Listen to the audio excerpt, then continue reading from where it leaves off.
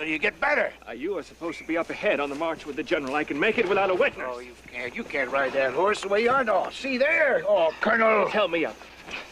You got a fever, sir. And I promised the general I'd take proper care of you. Then help me up, damn it.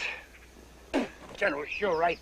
You Virginians are as fractious as mules. You always gotta have your own way. Come on, keep in line there. Over. And a sailor. Look, stop, look, stop. That formation right. Keep in line. Hold down. Don't drop behind. Come on, stay in line. Look, stop there, you. Ready? Get in. Kelly, let me hang with the horses, will you?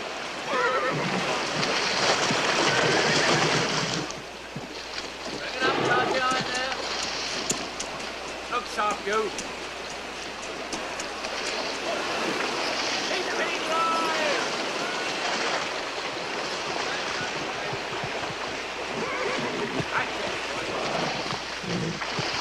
Colonel Washington, you are an omen. If a man as ill as you is back in the saddle, who can stand before us? The French have not struck here at the crossing, where we are most vulnerable, and so have missed their best chance. It's a sight to warm the blood. Our troops have come out of the dark. The hobgoblin of their fears fled before them. They feel victory in their bones. Seneca knew. It's a rough road that leads to greatness. Forward! Let's up.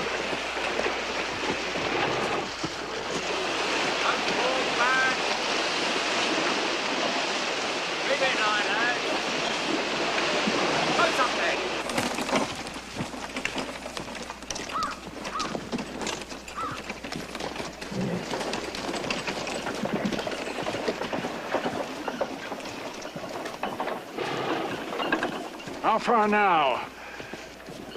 Less than 5 miles, sir. Our advanced party should be close to the enemy by now. We'll rush the fort, Colonel, and win new glory for old England. Sir, I don't think a frontal attack is our best tactic.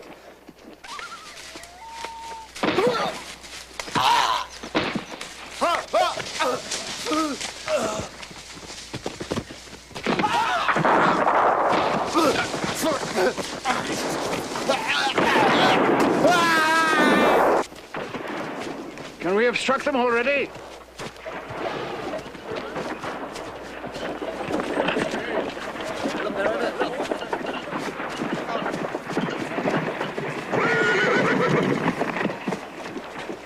Ambush, sir. Advance party under Major Gage. Ambush! Indian! Ambush!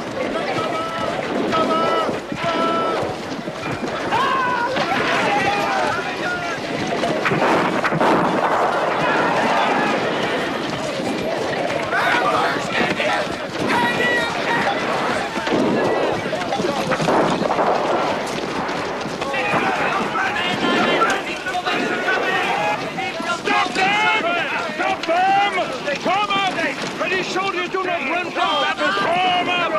This shall not be. No, General, no! Form up! This shall not be. We'll drive the savages before us. General Braddock, this is wrong! Stop! Stop him! Stand your ground! Stop him! Stand your ground! Stop him, Colonel! Form up! General Braddock! No! Form up! Form up! British soldiers do not run from battle. Form up! Fire back! The British soldiers not skulking cowards. Fire back! Easy!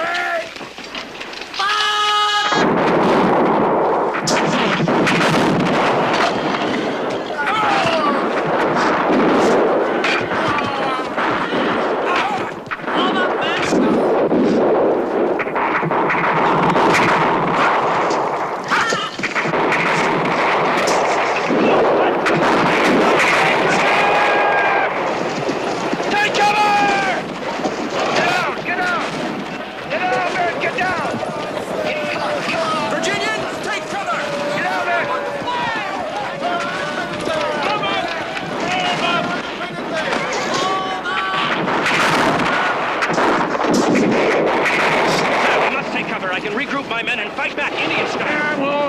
savages. We'll fight like a disciplined army, not like a rabble of cowards hiding behind trees. General, it's not Kemp. You heard me, Colonel. Drive those soldiers from out of the brush and make them fight in the open like real men. Sir!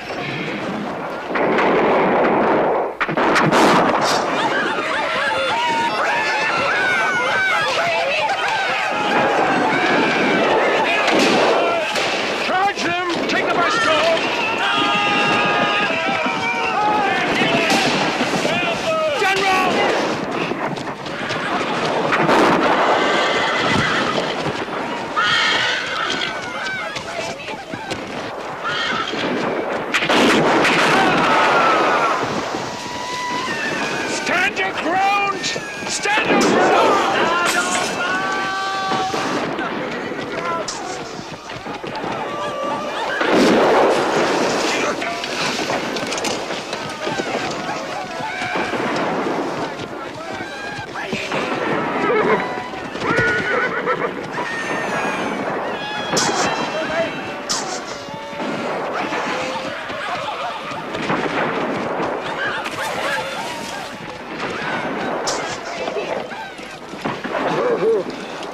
My aides. Oh, God, you, Colonel. Get them out. Get them away. Caleb, get a cart! Quickly! Get up!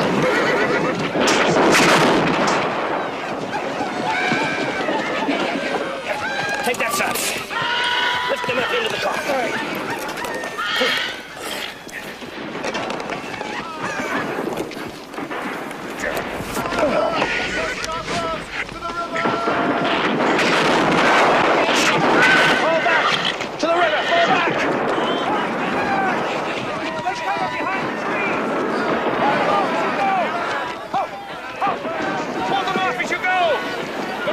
Before you're cut off and surrounded! Hurry! Fall back! Fall back! Carry as many wounded as you can! Don't leave them to the savages! Good man! Fall back! Fall back! To the river!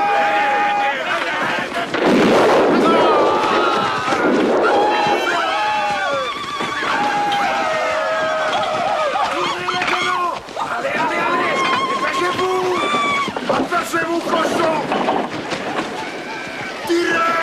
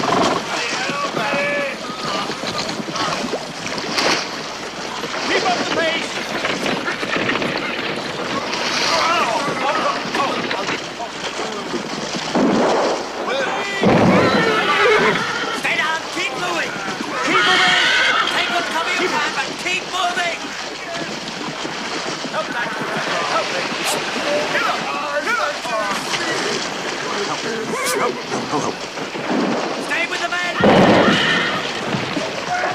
Together! Hold! On up!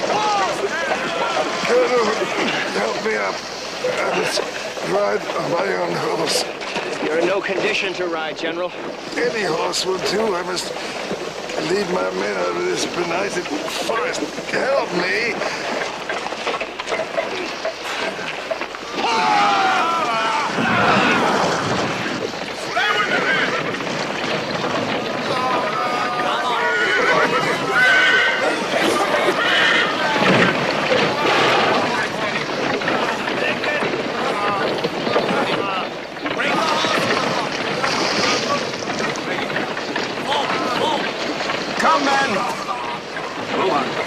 Come on, Sergeant. with us, men. Keep up with us.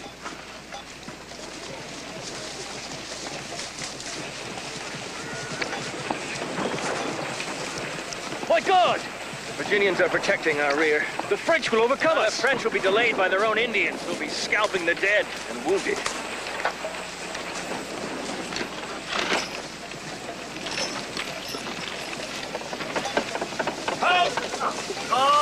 Get rid of our supplies and baggage.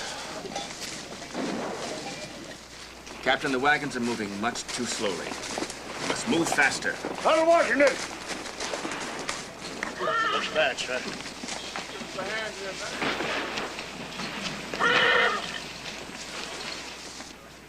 General? Who would have thought it?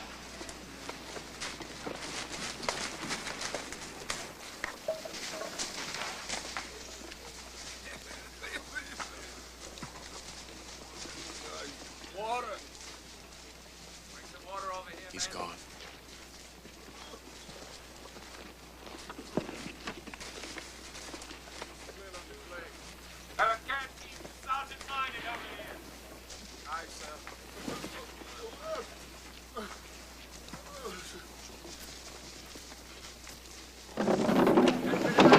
Quickly, men. Destroy everything that slows us down.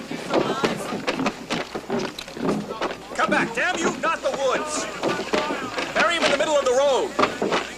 There! I'll take care of it, Colonel. That way the savages will never find his grave and defile his body. Come with me.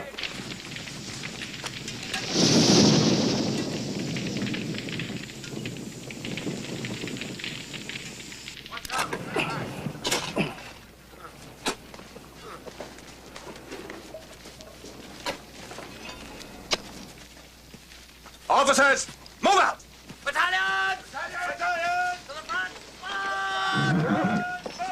General was a brave man. In the wrong war.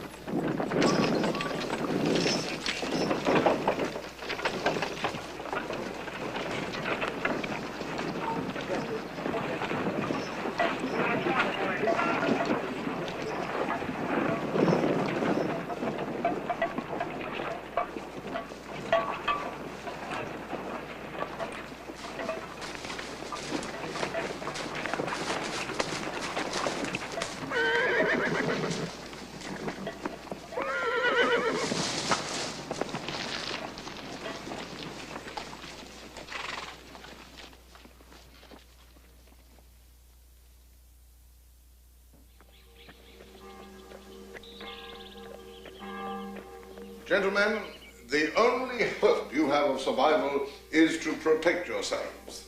The French can easily send their Indians across the mountains to scalp us in our beds, so you see, you must be ready.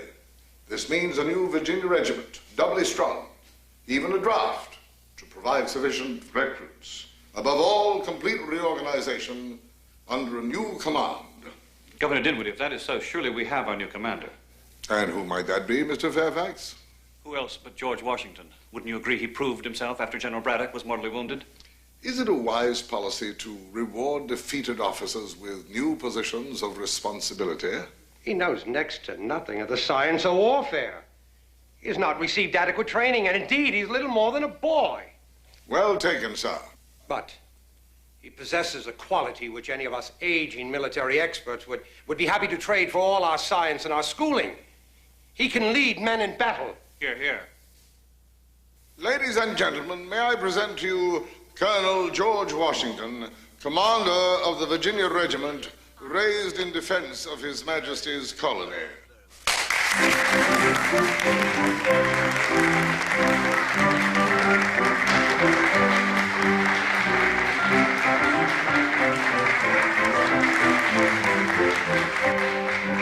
I'm grateful, Governor, for your willingness to accommodate me. Only after much travail, sir, on both our parts. The ladies await you, Colonel. Enjoy your season in the sun.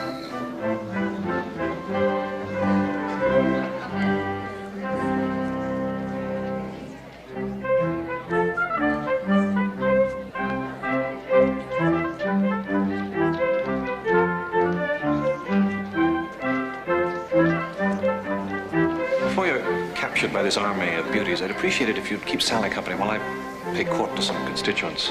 It will be my pleasure, as always. The election coming up, what better way to start my campaign? It won't be long.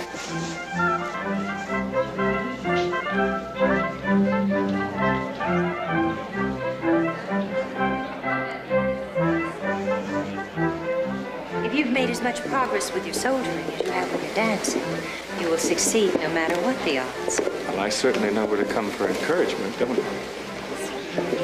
What progress have you made in that other important matter? What matter's that? Your search for Mistress of Mount Vernon, of course. I'm afraid there's been little time. This evening is the perfect opportunity. You're the lion, the hero of the hour. With one crook of your finger, you could claim any lady in the room. Good evening, Colonel Washington. Good evening. Mrs. Fairfax?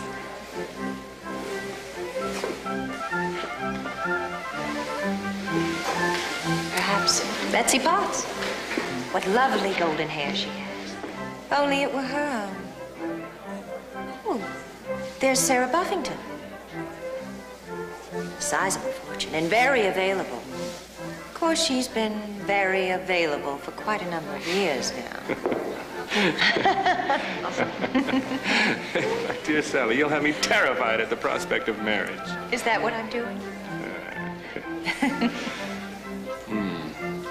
Besides, I can't imagine dancing with other charmers when I have the loveliest of all right now. How you've changed. You used to stammer compliments. Now you know just what I want to hear. Please forgive us, madam, if we steal the colonel from you. Some distinguished landowners are anxious to meet their new commander. If I might also capture you for this next dance, kind lady, I would be enchanted. I see you've taught your aides well, Colonel. It would be my pleasure, Captain.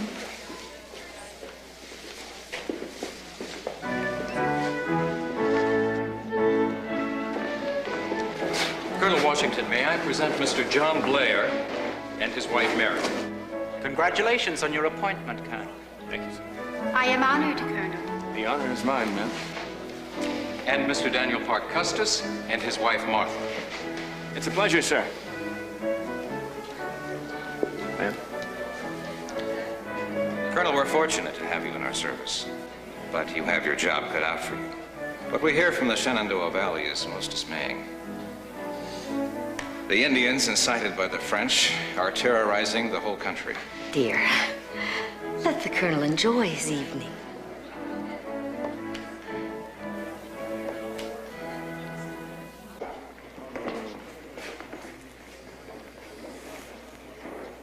He did say 11. Yes, sir. Yes.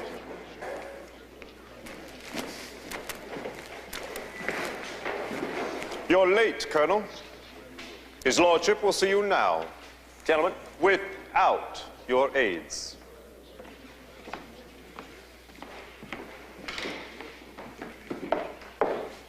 I had hoped, your Lordship, that you might grant us preferment. Preferment, sir? You want your provincial regiment made regulars in the British Army? Oh, come now. Well, as you know, your Lordship, if General Braddock had survived, I would now have rank suitable to my wishes. And what are your wishes, sir? I'm a full colonel in the Virginia Regiment, sir. And you consider that preferment for a colonelcy in the regular army? I do, sir. I have fought the French and Indians for 4 years. I have more knowledge and experience of road building, tracking, Indian lore, and wilderness combat than any other man in the colonies. Experience, yes. But with what results? Your Lordship, You led your hand-picked force to defeat a fought necessity. You were with Braddock on that disastrous march. You have commanded your own regiment for almost 2 years, and the Indian slaughters go on. They hit and run, sir. And you started this glorious career by assassinating the French ambassador. It was not assassination, sir. Was it not? And what is it to do with my regiment's right to permanent establishment? Right, sir. You talk of rights. You, a colonial. I cannot conceive, your lordship, that being colonists should deprive us of the benefits of British subjects. For 2 years, we Virginians have protected the frontier with our blood. We have fought to keep this land for our king. We are as loyal to His Majesty as the staunchest of generals, and it is wrong that we should be treated as ill-favored stepchildren. You are a subject colony, Mr. Washington, and you have no rights to any preferment in His Majesty's regular forces. But, your lordship... Have you read Bland's treatise on military discipline? No, sir. Of course, you know Fawcett's, the Prussian short exercise. No, I'm sorry, sir. Any green coronet in His Majesty's regulars was weaned on the great Frederick's strategic concepts. Yet you, sir, a provincial who pretends to military competence, don't even know of the existence of such books. Just because I have not read the proper books, sir, does not mean that I... Your arrogance defies me, sir. Perhaps you should concern yourself more with your provincial responsibilities and less with your uniform and rank. But, your lordship... We are at war with France,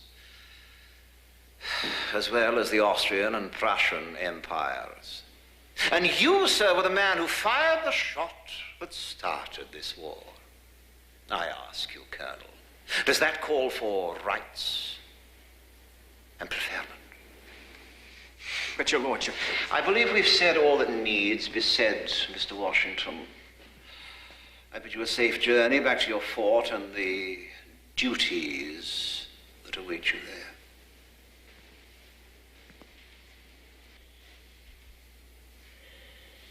Good day, sir.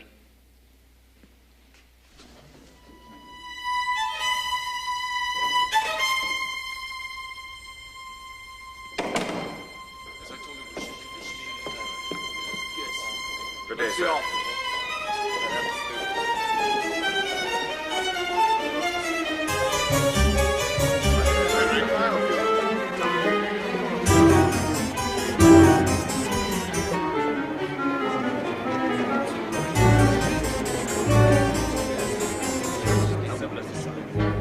My God, that is the last time I let some British lord look down his aristocratic nose at me.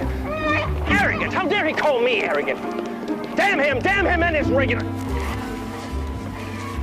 Sir, you must not let yourself get so angry. You've still a touch of the fever.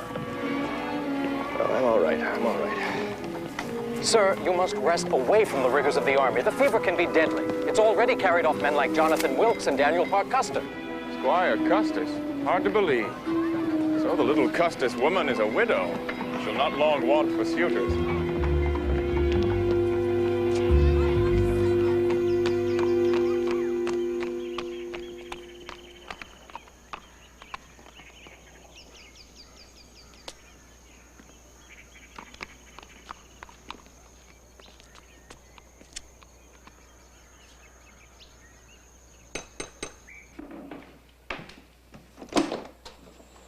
Good afternoon, sir. Can I help you? Yes, I'm here to offer my condolences to Mrs. Custis. And who may I say is calling, Mr. Lloyd? Colonel Washington, how nice of you to call. I only just now heard of your loss. I hope you don't mind my stopping by unannounced. I was on my way from Philadelphia, and I wanted to express my sympathy. It's very kind of you, sir. My sister Nancy is here with her husband and a gentleman friend. Won't you join us? No, I wouldn't think of intruding. Oh, we'd be honored. No, I really must be on my way. At least stay to tea. Well, if I may be frank, ma'am, I'm a bit indisposed. Stomach miseries? Yes. I have something that might give you relief. Come with me. A bit of canary wine and a dram of pulverized hartshorn. There. Now, you see, it is the joining of one to the other that works the magic. But you must drink it all down at once.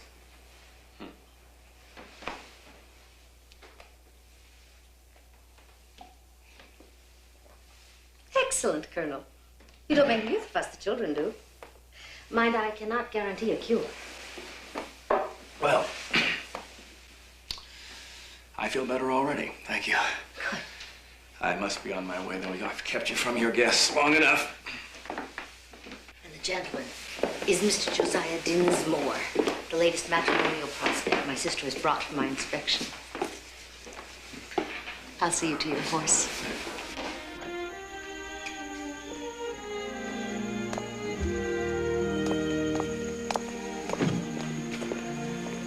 If it's agreeable to you, ma'am, I should like to call on you again when you're not otherwise occupied.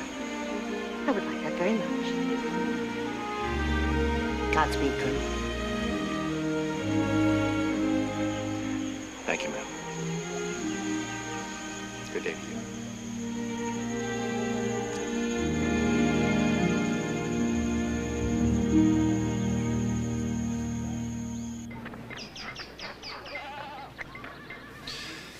You may go, sir.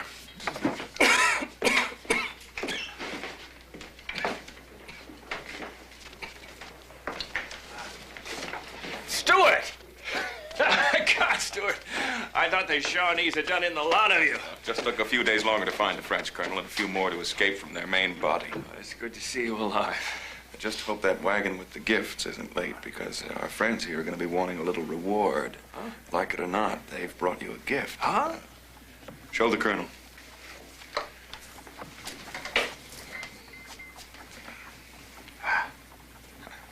One Shawnee, one French corporal, sir.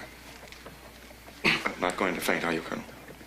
No, it's just a touch of the fever again, and I've run out of my medicine. Maybe you ought to. No, I don't think it would be wise for our friends to see their white chief with a griping belly. Brothers, this mark of your friendship, I will forever cherish.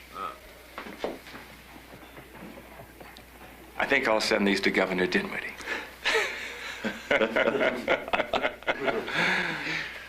Feed them, they look hungry. Yes, sir.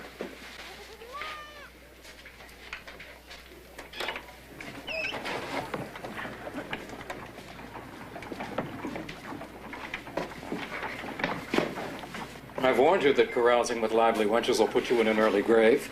Colonel! Colonel!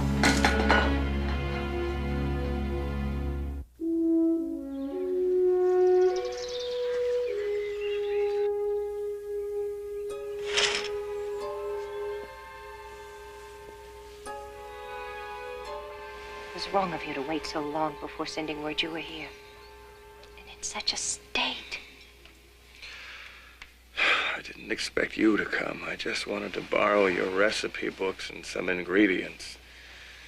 My brother, John Augustine, left the cupboard almost bare when he and his passionate Hannah left us. You've tried to talk when you should be listening to your new doctor.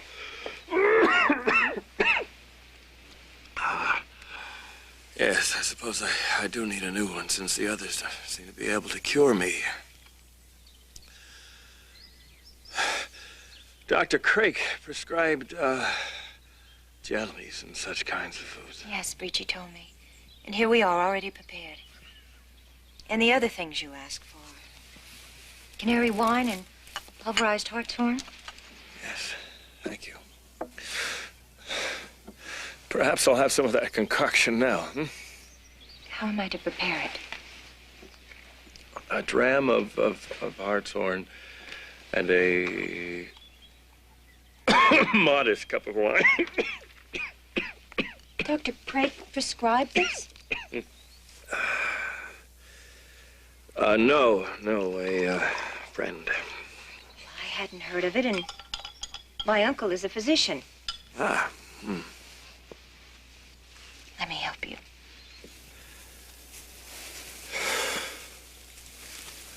Are you quite sure this helps, or is it your imagination?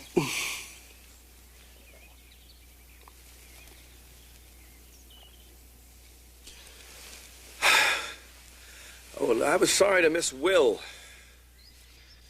before he left for England. He just had to get away after his father passed on. It was hard on him. Yes.